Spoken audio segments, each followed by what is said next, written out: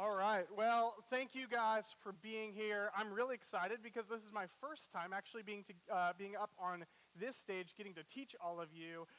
So I'm going to tell you guys just a little bit about myself so we can get to know each other before we get started. Sound good? Sweet, awesome. All right, so I've been married as of last month for 7 years. This is a picture of my wife Amanda and our three beautiful boys. We've got 3, 4, and under, and Knox is our oldest. He just finished his second year in preschool, well, in preschool play school, but we give him a pass. And we were super proud because his biggest issue, his biggest complaint from the teachers, the thing we decided we needed to work on this when we went home, is that he would go up to people too often and just give them hugs without asking if it's okay. So about the most adorable problem that we could ever have. And we love this area. We actually, my wife and I were both born, well, I was born here. She moved here when she was 2, so she doesn't get that card. But she grew up on Union Hill. I grew up in Fall City. And about 7 years ago, almost to the day, we moved to Denver, where I pursued a master's degree in biblical preaching, and we found our way back here this May. So I'm super excited to be here with you guys. I'm super excited to be in the area and getting to talk about some of the things that we love and we're passionate about. I'm going to take a second and pray for us as we get started here.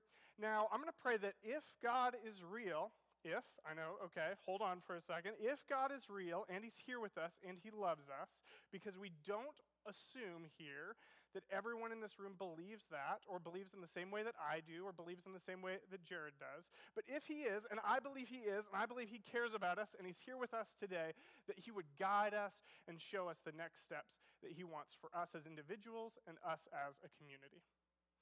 Jesus, we love you. We love that we have the opportunity to be here today and to share part of a Sunday morning together as a community and as a family. We ask you to step into this room, step into our hearts, step into my heart, knock on the door, and give us an opportunity to see the path that you want us to go down together and as individuals and as families here at Timberlake Duval.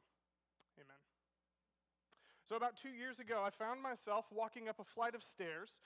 I got to the top, and we had just finished a party at one of my friends' houses, and I'm one of those people who gets to the end, and I'm like, I don't want to leave. What can I do? So no joke, I went over to the kitchen with my friend who was hosting, and we both just grabbed dishes, and we started cleaning. So I'm standing there, and we're cleaning, and he's putting stuff away, and I look over, and his new girlfriend walks up the stairs, and she's one of the last people left in the house. And I'm there, and I'm cleaning, and I think to myself, my friend, who I care a lot about, really likes this girl enough that he's committed to be in a relationship with her. I want to know this girl too. It'll help me get to know her and help me get to know my friend. Well, this seems like a good idea to me. So I'm sitting there cleaning, and I'm thinking, well, I don't want to be a boring, random dude who's going to ask her about her family. And I don't want to ask her about her job. Everybody asks her that. So let me think, what would be the most interesting thing that I could ask her right now in this moment? And I had the most brilliant idea. I sat back and I realized the one conversation we had had, and I don't know why this was the one conversation we had had, but the one conversation I had had with this girl before, she was furious at a figure that she had been watching videos of online named Jordan Peterson. Now, I'd never heard of this person named Jordan Peterson, but she was super mad at him and just telling me all these things that didn't make any sense, but I nodded and played along like you do. And I thought, oh yeah, what do you say to an almost near stranger? Probably mention the thing that makes them the most mad. That makes a lot of sense, I guess. And so I looked up at her and I said a really normal thing. I said, "Are you still mad?" And she looks over at me confused, and before she has a chance to reply, I say, about Jordan Peterson. She looks over and says, "Wait, who?" And at that moment, I'm looking down at the dish. She was so angry at this person. Okay, well, here's what I need to do. Clearly, she's forgotten about this really important, this really pivotal figure in her life that made her so mad that she talked to a complete stranger about it. So I spent several minutes explaining what had happened and why she was mad. And I look over, and my friend is looking at me frozen with this look of confusion and panic on his face.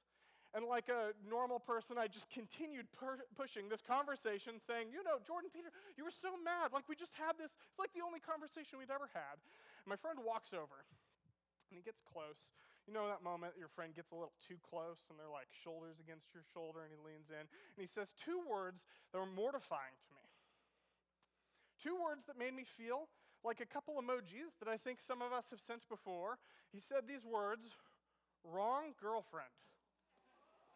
And I froze, like shaking.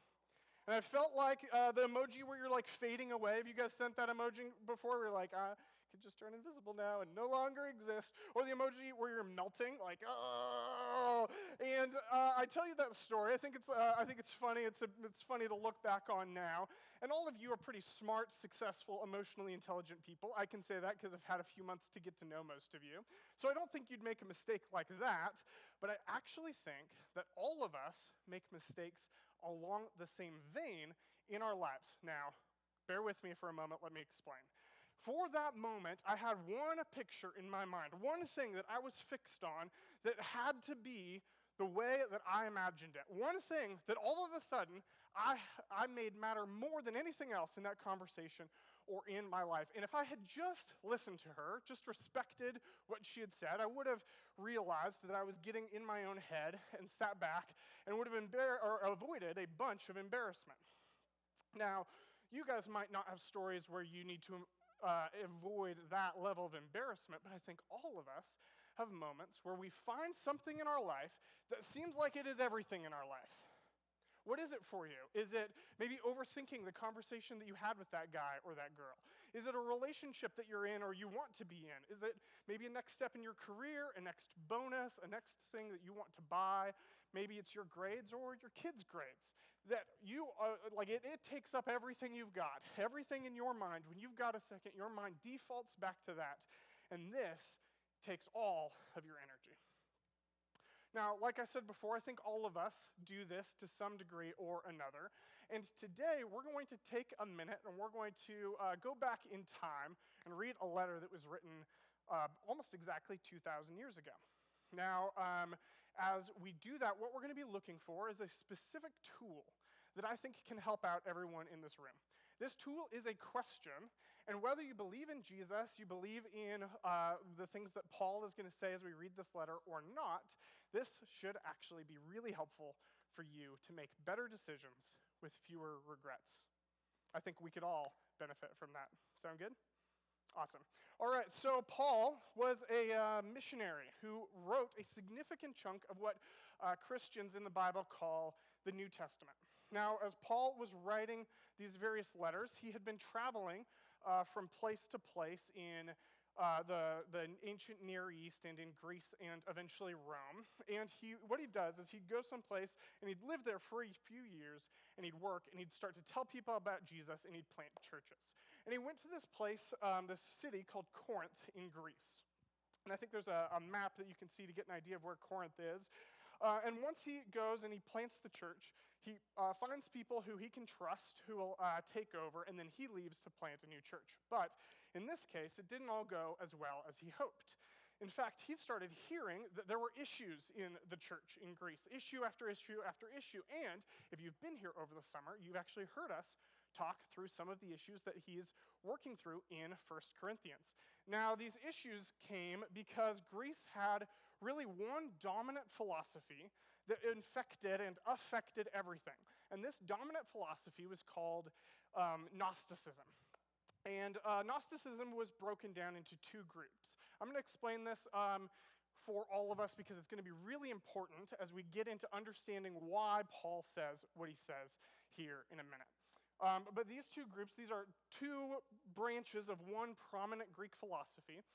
And the two branches are called asceticism, or ascetics, not aesthetics, ascetics. This means that, just like all Gnostics, all good Gnostics believe this, that our bodies are evil and corrupt and impure. And ascetics say, therefore, we should not do anything our bodies want to do. Anything that we enjoy is bad. Anything that we want is bad. Anything that's of the Spirit is good and pure. And then there's hedonists. Hedonists are on the other side of the spectrum. And hedonists start with the exact same thought process. The body is bad, it's evil, it's corrupt. There's nothing we could ever do to make the physical things in our world, anything physical, actually be good. But the Spirit is good and it's pure. And so they would say, you should do whatever you want with your body. Literally anything that you can do physically is all on the same moral ground because our bodies and our world is corrupt and evil, and there's nothing you can do about it, so literally anything you want to do goes.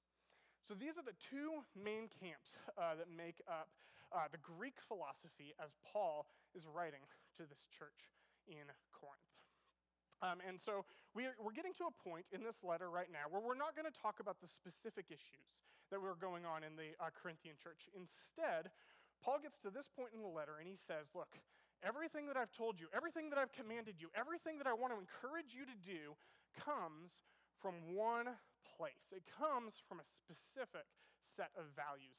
And we're going to talk about what those are here today. This is going to be Paul's approach to making better decisions with fewer regrets.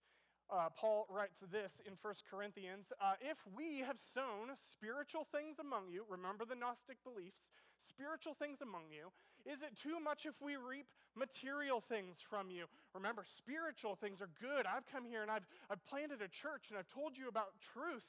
Is it too much that I take this stuff that's worthless, this physical money and food?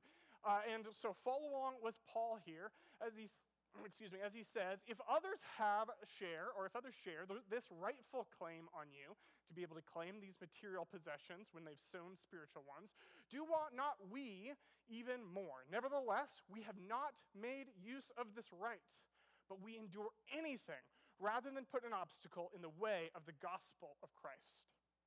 So we see Paul step in and start writing this idea that fits into their Gnostic rhetoric and tries to flip it on its head to say, hey, look how I've approached life. Look how I've done this. Any time that I've worked and I could have been owed money by you, I didn't take advantage of this. None of my group did. We worked separate jobs just so that we would never put an obstacle in front of you. That generosity was for what purpose? That there would never be an obstacle put in front of another person. And so Paul continues here. Let's go to the next verse that we have. This next verse this is all translated from Greek, so it's going to be a little bit rocky, but follow with me here. For though I am free from all, I have made myself a servant to all, that I might win more of them.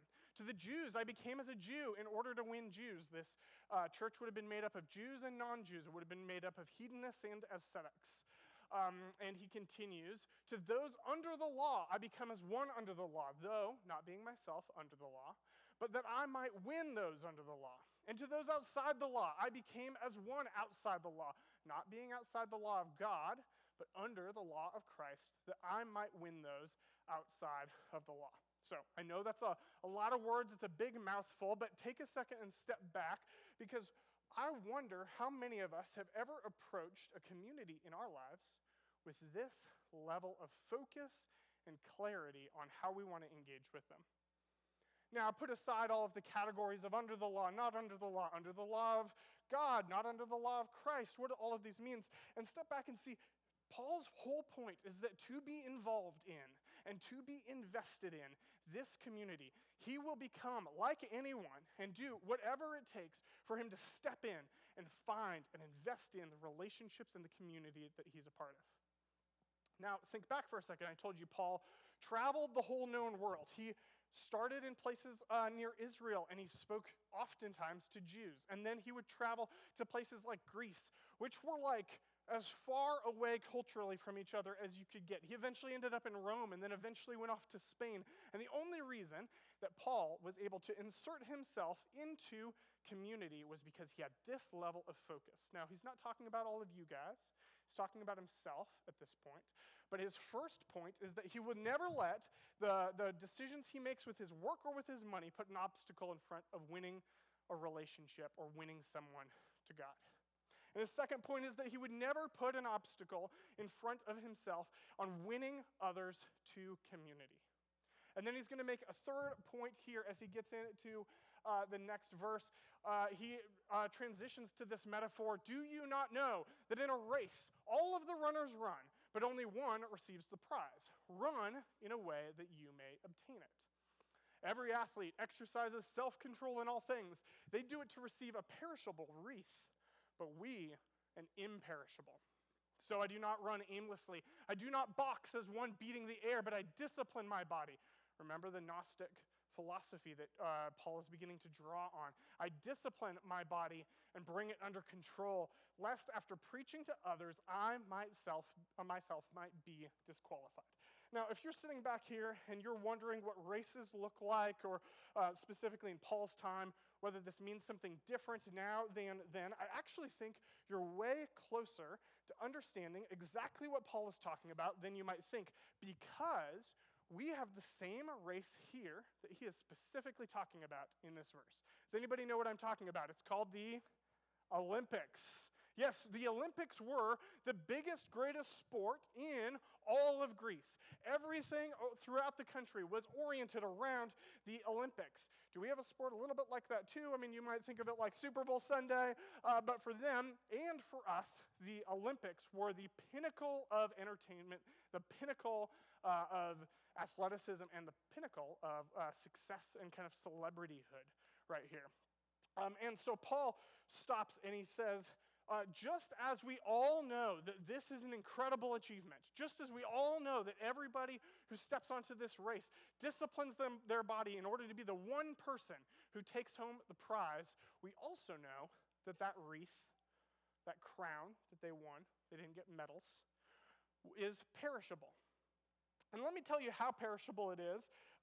When somebody ran, and they ran in the Olympics, and they got to the end, there would be somebody who took this wreath, imagine it, it's basically vines that are woven together with leaves, and it's beautiful. You guys have probably seen a picture of this, or a statue of somebody with a wreath on their head, and they would put it on the athlete's head. And at that moment, they would be at the peak of really everything. At the peak of society, at the peak of their physical ability, at the peak of everything that they had ever worked for, and really almost everything that anyone around had ever worked for. And yet, Paul says, this crown's perishable. Why? Because here's what they would do. They'd take their hand, put it on the crown, and take it away right then. And what else would they do? Does that person go home with a wreath that's like, it's not like it's metal, it's not like it's plastic, like they couldn't order wreaths on Amazon back in Paul's time. No, if they kept it, they'd put it aside and it would fade and break away. So if you're like me now, you're thinking, well, at least the Olympics these days, the crowns, we know they're metals, but they don't decay, like at least people get to keep them. But let me tell you something that I realized while I was writing this. I want to know who here knows what these four names have in common. Isabel Worth, Merritt Bjorgen, Bridget Fisher, Allison Felix. All of these people joined the list of athletes with the most gold medals ever won in history during my lifetime. And believe it or not, I'm probably not as old as you think I am. And yet, when somebody who thinks the Olympics are interesting and wants to follow and wants to know like what's going on, read these names, I realized I hadn't heard of any of them. Now, a lot of you are smart people with good memories better memories than I have, but I wonder how many of you knew all of them. How many of you knew that they had joined this elite top 20 list, most gold medals ever in history, and they joined that list in my lifetime?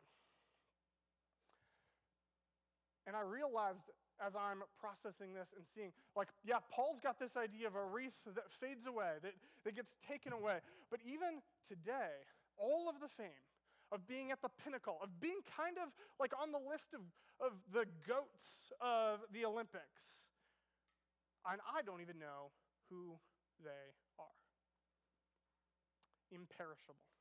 Imperishable is this idea that Paul contrasts against this crown that's going to be taken away. And as I was thinking about imperishable, this word kept coming to mind, eternal. Like Paul means this literally, imperishable meaning imperishable. This is going to last forever. The crown that we're talking about is going to last forever. And I thought to myself, how long, I don't know if I can count that high. Oh yeah, it's literally infinity, but I brought something that I think will help us get a good idea of what eternity looks like. Now, you might not believe what I'm about to say, and that's okay. But those of us here at Timberlake who work here believe that eternity is the word that we use to describe what happens after we die, because we don't think that death here on earth is really the end. We think it's the beginning of something that's going to last forever. A life with God, or a life apart from God. A life that never ends. And I can keep pulling on this rope. It was really expensive for me to buy a rope that goes forever and ever and ever, but I've covered most of the stage, so I guess that'll have to do. And when I think about that, I put a little bit of tape on the end of this rope, about an inch, to represent my life. The whole of it. I don't know when I'm going to die. But maybe for you, you can also imagine this represents your life. Because whether you believe in eternity or not, we all know that we got a limited number of days. We have a limited number of moments, a limited number of weekends, limited number of dollars, a limited number of friends. And so many of us have been given really good, helpful resources that we should take advantage of on how to invest our money, our time, really well right here, so we can really have it pay off right here.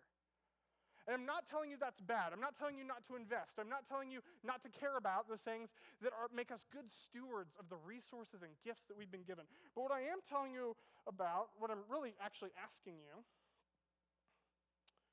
is, are you investing for the rest of this? Jim Collins wrote a book that I really like called Good to Great. It's a business book. And in this book, he tells this metaphor. He says that he once met a world-class athlete named Dave Scott, who has won 6 Ironman triathlons. This man would burn 5,000 calories exercising every day, and what he would do is he would go and he'd get his breakfast, and we imagine that he has a well-regimented breakfast, and he'd take out a container of cottage cheese, which I find disgusting, and he'd do the one thing that cottage cheese really needs, and he'd put water on it. What? Yeah, he'd go over to a sink, and he'd begin to rinse it, and he'd rinse it so that there was no chance that he would find any extra fat, if there was any, in what stuck cottage cheese together. And then he'd eat the wet cottage cheese. And this was his regimen almost every morning to get to the point of being the person that he wanted to be, to chase the prize that he wanted to win. And I'm wondering for you today, what is your prize? I'm wondering today, most of us have something that we'd consider rinsing our cottage cheese for. Now, you might recoil at that like I do, but is there not something in your life that you've changed your lifestyle? You've gotten up early for. You've gone to bed late in order to do. You've changed how you spend money. You've changed how you spend time. And Paul has outlined for his readers 3 categories that I want us to think about today when we think about what we would, or how we would, rinse our cottage cheese in our life. And these 3 categories are this. We've got time, money, and relationships. Remember Paul talking about community, talking about money, talking about how he invests his time like he's an athlete chasing towards a goal. And I wanted to put some notes on here about, let's expand our vision of what these 3 words mean. But as Paul talks about these 3, I want to take a second and talk specifically to parents in this room.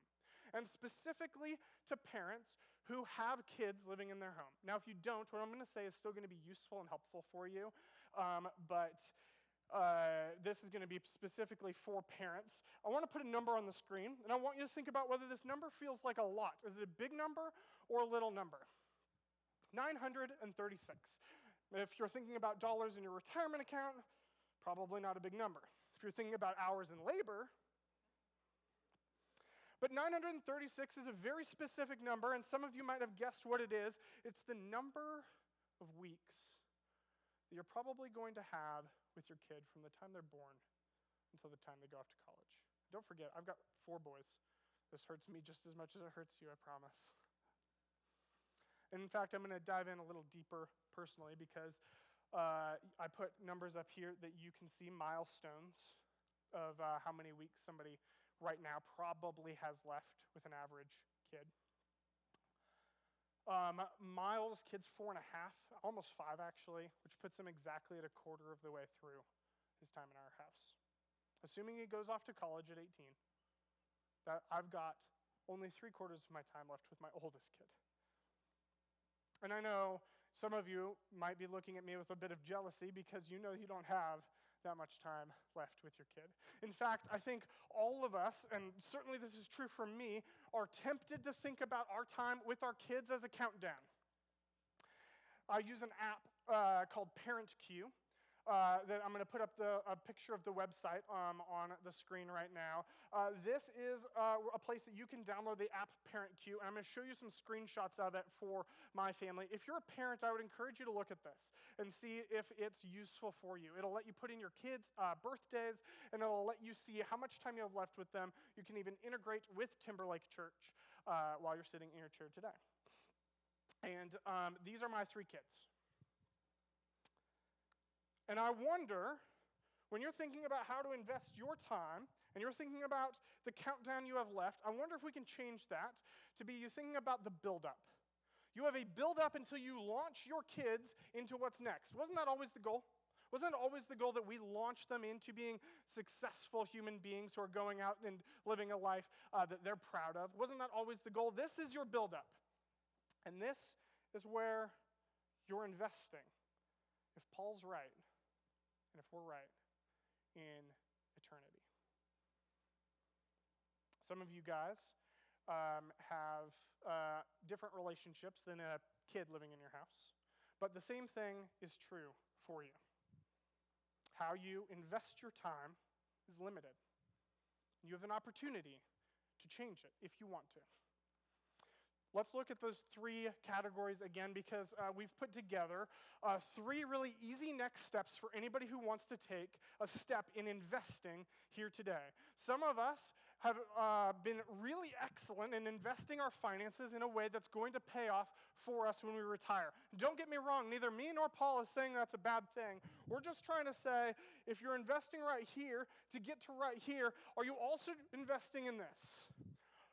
And I'm not saying giving to Timberlake Church. Paul is not saying giving to Timberlake Church. Paul is saying, are you using your finances in a way that's going to eliminate barriers for people getting to know Jesus? Are you giving to a place like Acres of Diamonds that rescues homeless women and children in our community? Or a place like Convoy of Hope that is currently in Maui and Florida managing 2 natural disasters? Are you giving to a place like Timberlake Church that is going to reinvest the finances that are given to us to invest in our community locally and regionally and nationally and sending out international missions to help people across our globe? Are you investing financially beyond just today? It's just a question. The second question is, when it comes to, that's the second question, actually. The third question is when it comes to your relationships. Many of us have been given good resources on how to invest our finances and even how to invest and use our time wisely. But we're actually known, and I know we're not Seattle, but we're near enough to Seattle to be known for a phenomenon called the Seattle Freeze. And if you have experienced this, I wonder if you feel like you've got the tools to invest relationally in this community.